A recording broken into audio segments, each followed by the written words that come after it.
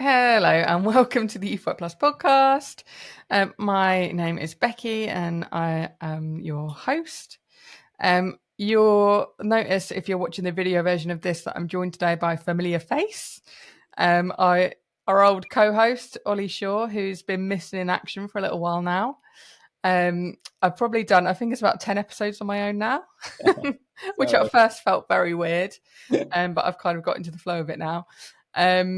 But yeah, I've been interviewing different kids and youth leaders, and I thought today actually it'd be great to catch up with Olly to find out what he's been up to and interview him a little bit. So here he is. Olly, why don't you tell us like where you've been, what have you been up to? Yeah, so hopefully I've abandoned podcasting for a good cause, and I'm hoping to be back. So I, in 2022, started training to be a vicar, which was a surprise to me. I knew I was going to do it, but I felt I can get more into that later. But so I've been studying at Wycliffe Hall in Oxford, training to be a vicar, and I'm 2 years in to a 3-year course, learning all sorts of vicary things and lots of academic theology, which I thought would be useful, but it's actually been more useful than I realized. Yeah, amazing. And so where are you based? Are you still living in the same place at the same church, or like where have you been a bit all over? Still living where are you in based? Ensham, still based at St Leonard's in Ensham.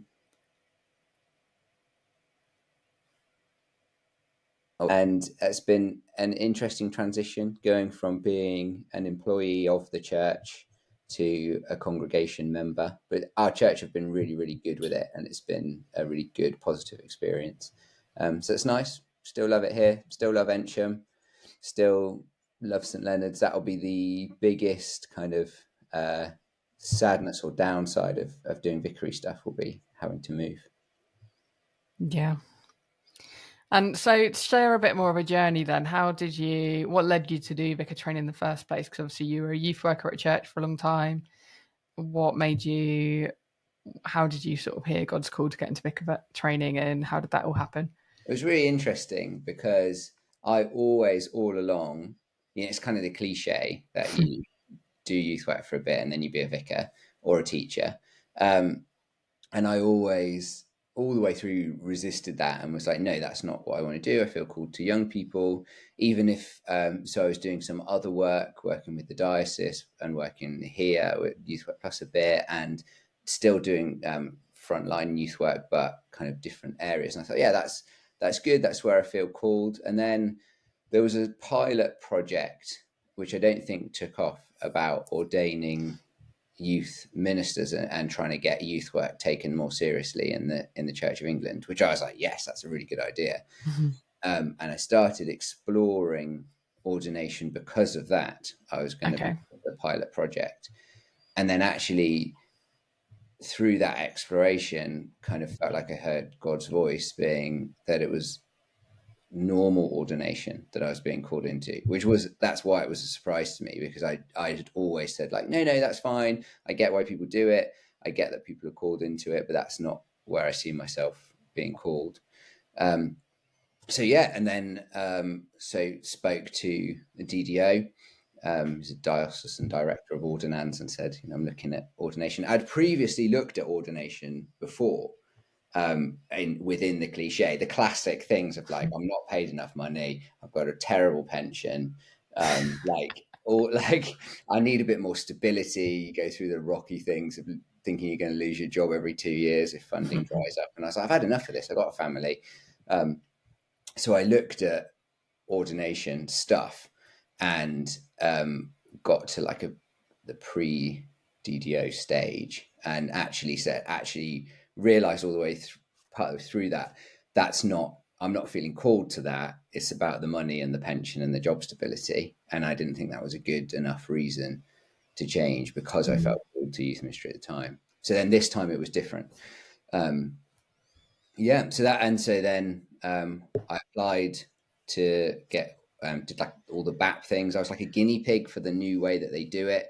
So it was a bit online because of COVID, and then a bit face to face, which was more anxiety causing than I realized it would be. Hmm. And then really, really kind of elated and happy when they said yes. And then I applied to Wycliffe Hall, which again, you were supposed to look at lots of different ones. And me and my wife Jo went to Wycliffe and for the open day, and we're like, wow, this just feels like home and the place we're supposed to be. So we went there, been there for 2 years, got another year to go. Amazing. And look, why don't we take a break in the middle here for you to ask me a fun question? Okay, well, it's more interesting than fun, maybe, or a bit fun. But Okay. obviously, your change through the kind of journey of Youthwork Plus stuff is that you've kind of now mum of a toddler, and how has that changed your interaction with youth work and Youthwork Plus and all the kind of things that with life changes going on? Yeah. So actually, I've just thought of something else I can share here as well. So I originally, when I sort of had caught the vision for launching the charity that is now Youthwork Plus, and like really felt God was calling me into supporting leaders that do kids and youth ministry. Because I'd worked for a long time in lots of different contexts for churches, charities, projects, somewhere I'd felt really supported by like the places who I was working for or volunteering for, and somewhere I didn't. And so really wanted to provide a place where people could come to and get that support consistently all the time, whether they felt supported or not by their place they were at. And originally, at the same time, my husband and I were having conversations about should we try for a baby, and in my head I was thinking, well, I can't do both. I'm going to put all my time and energy into launching a charity, and I can't really have a baby at the same time because that would be crazy. Because like the charity would be like a baby in a different sense. So I was kind of like, it's going to take a lot of time and energy to get this thing going. And like, it's really bad timing to try and do both at once. So why don't I pick one? So at first I was kind of thinking, oh yeah, okay, I'll leave Youthwork Plus for now. I'll shelve that, come back to it in a few years and have a baby first. And then like things just started moving with Youthwork Plus. Like I had a few conversations with some people and they were like, oh no, like it's really needed. We think you should go for it, kind of thing. Now is the time. And so then I was kind of like, oh, does that mean I've got to like wait then before we try for a baby?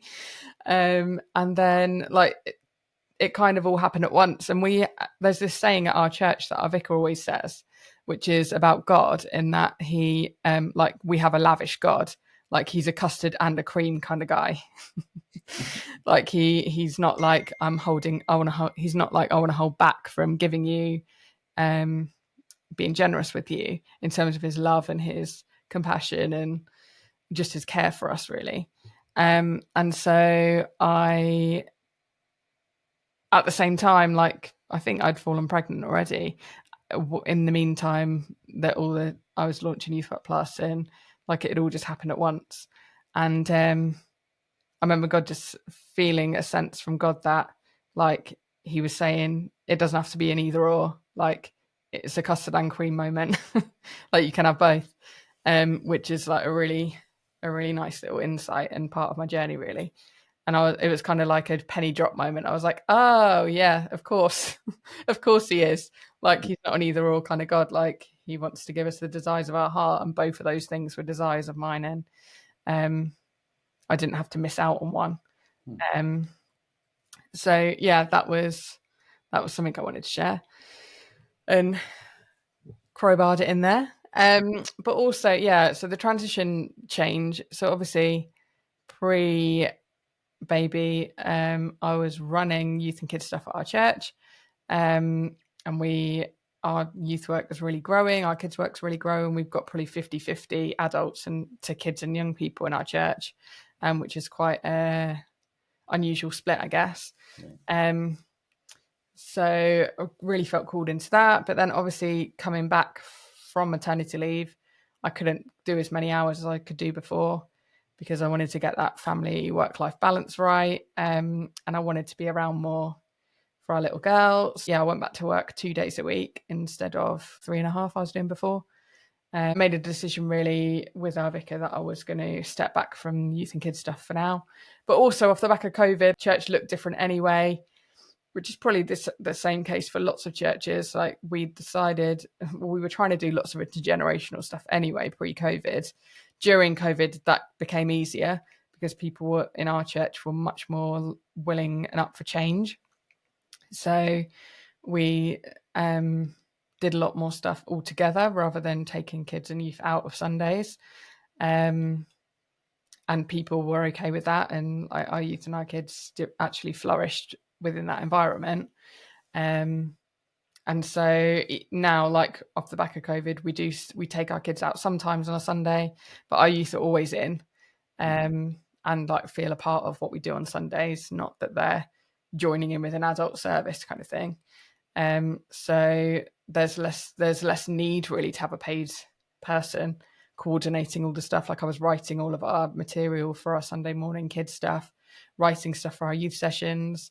Whereas now with our youth, we do mostly social stuff outside of Sundays, and kind of focusing really on building community there and building a safe space where they can come to us with anything and feel supported and prayed for, and journeying with them in a much more of a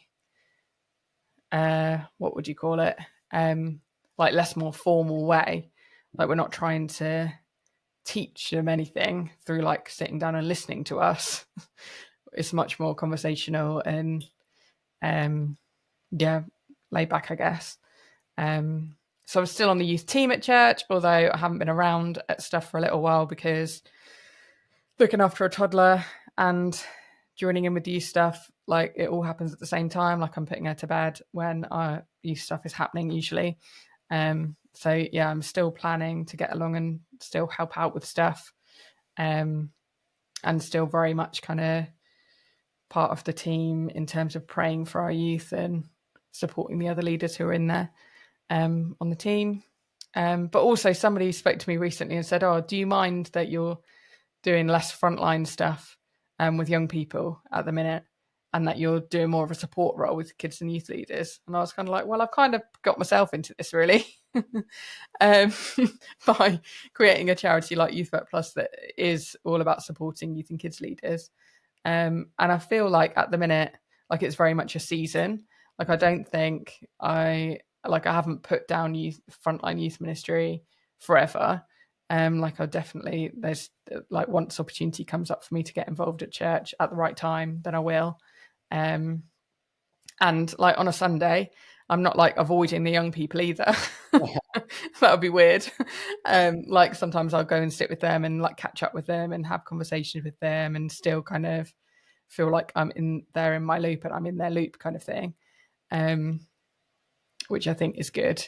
And we're like, our church is quite small, so it would be weird if I was like not talking to them, to be honest, or avoiding conversations with them. So yeah, I kind of feel like it's a season, and that at some point I'll be involved. Like it's still a passion of mine, obviously. Like I want to help kids and youth leaders, but also I care about youth work, and so I'm always going to be beating that drum, I guess, and always looking for ways to actually get involved in it as well as help those who are doing it. That's cool. Thanks, Olly. Well, finding out, I guess we don't have time to go into it now, but how it changing and not having youth work on a Sunday morning, but having the whole church together. Because we tried that with our church and it didn't work. So that might be an interesting conversation to have. Yeah.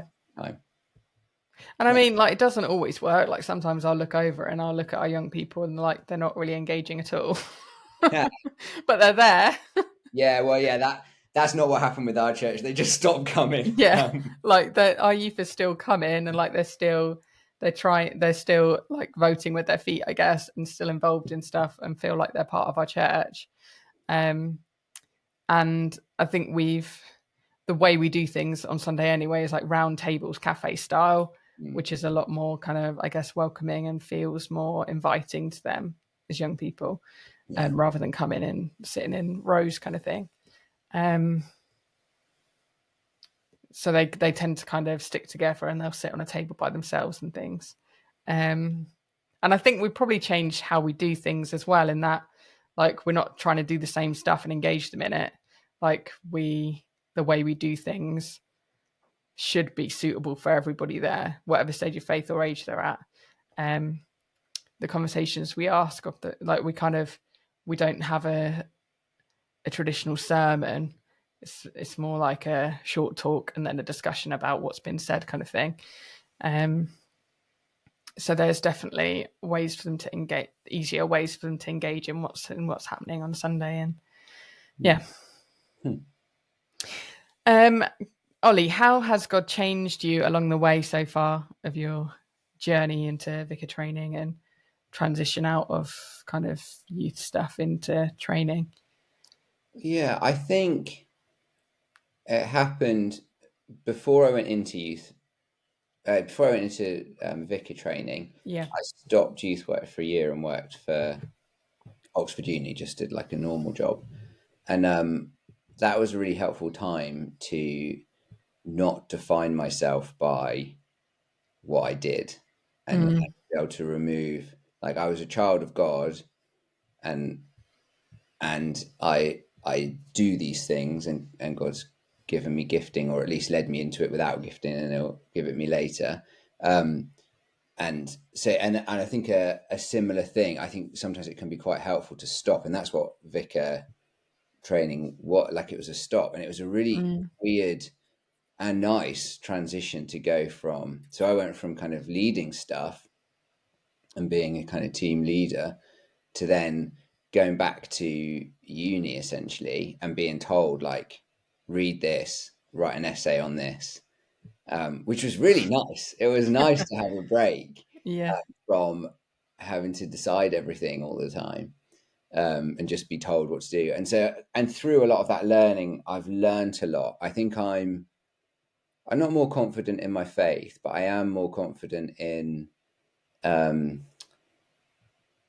kind of the way Wycliffe do it. I think is really good. And you look deep into, like, these kind of academic sides of stuff that's going on in the debate, and actually kind of normal Christianity. So it used to be, I think, that, like, you would have in academia, you'd have like this, I think it's like German Protestant liberal stuff would be like, well, was Jesus really even real? And it's really the myth that, like, and they're poking holes in, like, gospel accounts and all this kind of stuff. But then actually you look into it, and all of that's based on quite a lot of assumptions. And so that's been quite a cool thing. And lots of academics now don't take that line and have kind of a more kind of normal Christian, this is the text we've got, let's deal with it how it is. Let's not try and think that we can work out the stuff that was behind it, because we can't. And that's just sort of, and so that's been nice to be confident in stuff. And and I've learned lots about church history and all these kind of things that I didn't really know.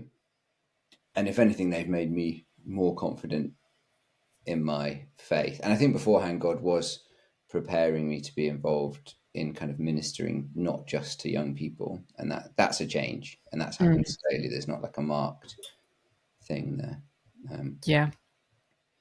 And what has been one of the best things you've learned so far? Some of the best things. A lot of it is from people. There's a lot of tutors who I have whose character is amazing. And I've learned from and like also fellow students who I've learned from just being alongside them and seeing how they do stuff.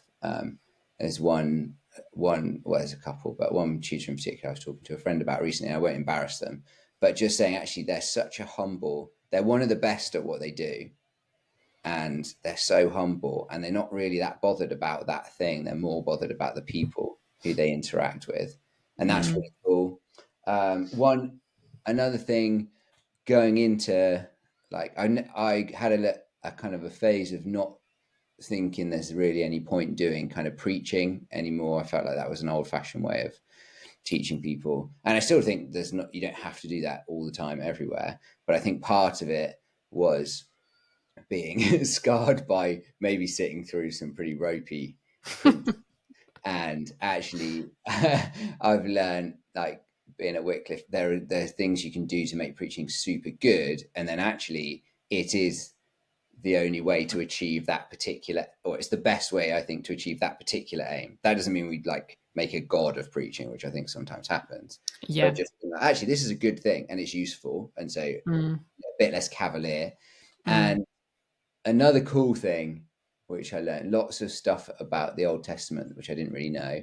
But one of the things is quite how much, and you always hear it, I think, at church, oh, the Old Testament's really important, but quite how much the New Testament is shot through and dependent on the Old Testament in actual, like, measurable ways. And these people who were writing the New Testament took the Old Testament really, really seriously and would not allow themselves to just change stuff that's in there, even though what they were dealing with was so radical. Like, Jesus was a radical thing. And there was no way that they were going to be like, we just bin that off now anyway. They kind of show how it fits together, and they're tied down by it. So I did this really cool, like, project where you look at some Gospels, like Thomas and Peter, that aren't in the Bible, and also they're not in the Bible for loads of good reasons. We can bore people with that later if they like, but they're so different because they don't care about the Old Testament. They bin it off, mess it about. They're not bothered at all. They chop bits out. They make Jesus say stuff that's different to it or counter to it, and that doesn't happen at all in the 4 that are in the Bible, which is cool. Yeah.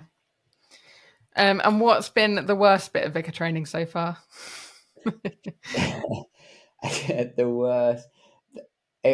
I knew it would be hard work. It was harder work than I thought it would be. It's not necessarily the worst bit, but definitely the hardest bit.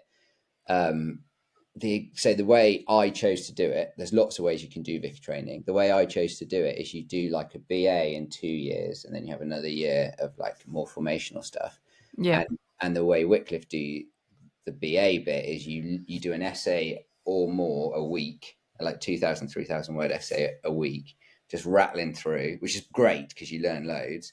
And then at the end of 2 years, I did a couple of other things, but you had to do 6. I did 6, like 3 3/4 hour exams at the end of 2 years, back to back. Wow. And then that's your whole degree rests on that, which was nuts, but it was really good. At the end of it, I was like, wow, I know more about these 6 particular topics than I ever will.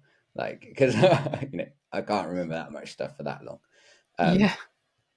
So that was tough but good. I think that, so, like, not worst but hardest. Don't think there's been anything. Yeah, that's all right. That's a good answer. Yeah, I think you've covered it. And what, you've had some placements as well as studying, is that right? Yeah. Like, what's been your most interesting placement, do you think?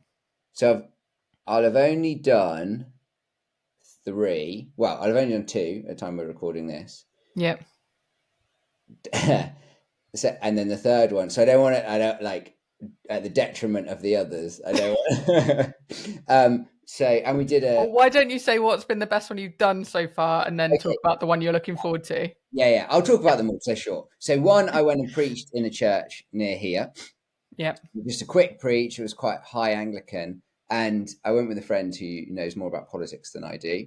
And it was a very small church, congregation of like 12. And the bloke who did the reading, I was like, flipping heck, he's a good public speaker. And I've now got to preach and bumble my way through. And this guy did it. And then my mate said, oh, he like leaned over and whispered, he's like, that's Jack Straw, as in politician Jack Straw, who was in Labour. And I was like, oh no. Now I've got to preach to an ex-MP, which was really interesting. But he really cared about youth work, so we had a really interesting conversation after church about that. And he was really in his feedback. Amazing.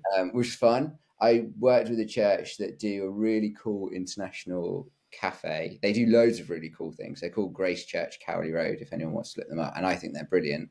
And they are a local, they're on Cowley Road, which is in the city. And they're a church plant from a different church, but that's not they're not like a church, we're a church plant, come to us. They're made for the local community, and they shape their church around the local community, and they're amazing. Like, just again, hanging out with those people, and I helped at the International Cafe for a bit, and that was really cool, getting to meet and see how they talk to people about Jesus and serve them, like serve people who are kind of in a vulnerable state, because we have some refugee type people as well as students at the uni.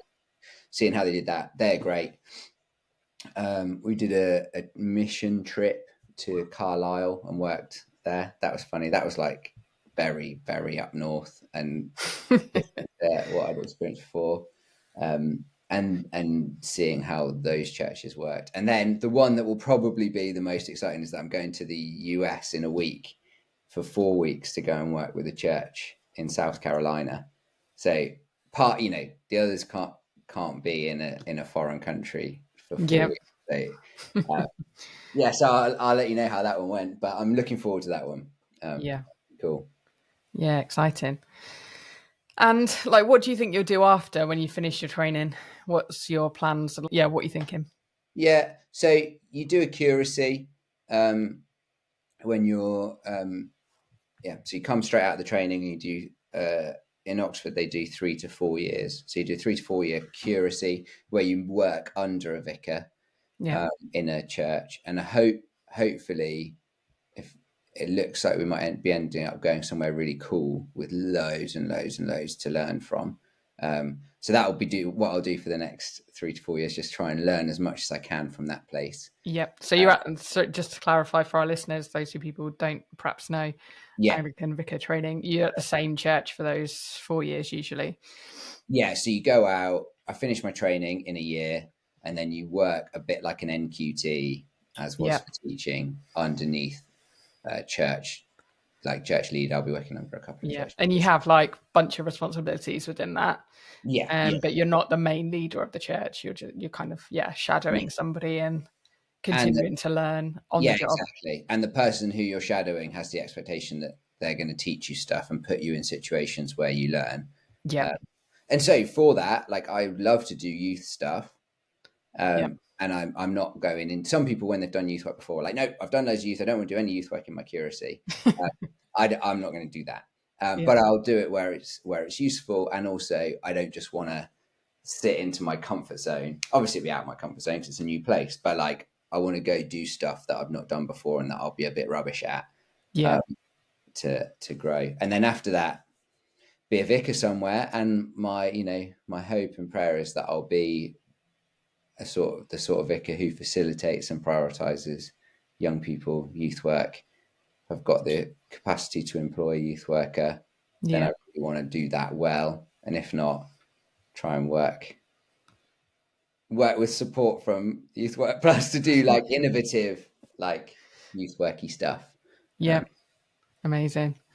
And so in let's say 5 years time, like, where do you kind of see yourself? Do you think you'll be like, do you mind whether you're church planting a brand new thing or taking over from an existing church or somewhere in between, or what kind of, where do you see yourself in terms of that?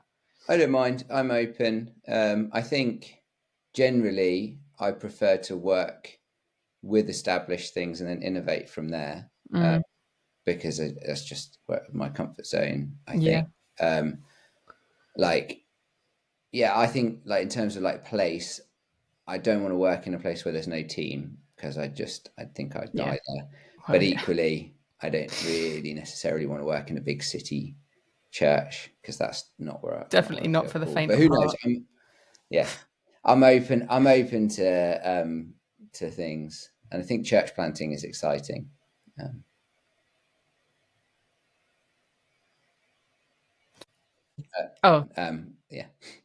They call vicars who start a new thing like a pioneer minister, who plant a new church in a new area, but then you can still be pioneering in an existing place, trying to change how things are and mix it up and improve it and be innovative and all those things. But yeah, who knows what God might call you to in 5 years' time. Yeah, exactly. Space. Yeah. Have you got any other advice or encouragement for our youth and children's leader listening?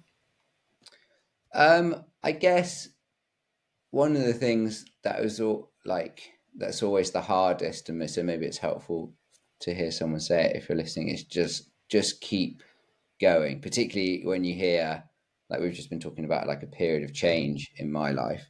And I think sometimes if you've been going and going and going and it seems like everything around you is changing, sometimes actually you're the one who's called to be consistent and stay. And the kind of continuing and keeping going was where almost all of the fruit was. It wasn't flashy or exciting, and no one said thank you particularly, but when we did that and stayed and were consistent, that was where the best bits of our youth work were. That's not to say you have to forever, but I think sometimes it's, if there's lots happening and you see like, oh, all these people are doing loads of different things, that might not necessarily be what you're being called to do just yet. But also don't be surprised. I was 100% not going to be a vicar. Like that was, I was certain about that for a long time. So I had to climb down a lot of my ego in order to say, actually, I think this is right. And it felt so right. Like it was something where I was like, no, sometimes you do things, you think, I think God's calling me to this. I think God's in this, and you're not sure, and you kind of push the door. Whereas this felt like, oh my goodness, how have I missed this? Yeah. I think as well, like you sometimes when you're in a certain place, you look ahead and you think like, oh, I can't imagine that at all. Yeah. Therefore, it's not for me, kind of thing. But then along the way, like things change and God changes your mind in lots of little ways that when you get to that point, you're kind of like, oh yeah, that makes sense. Like God's led me to here, kind of thing.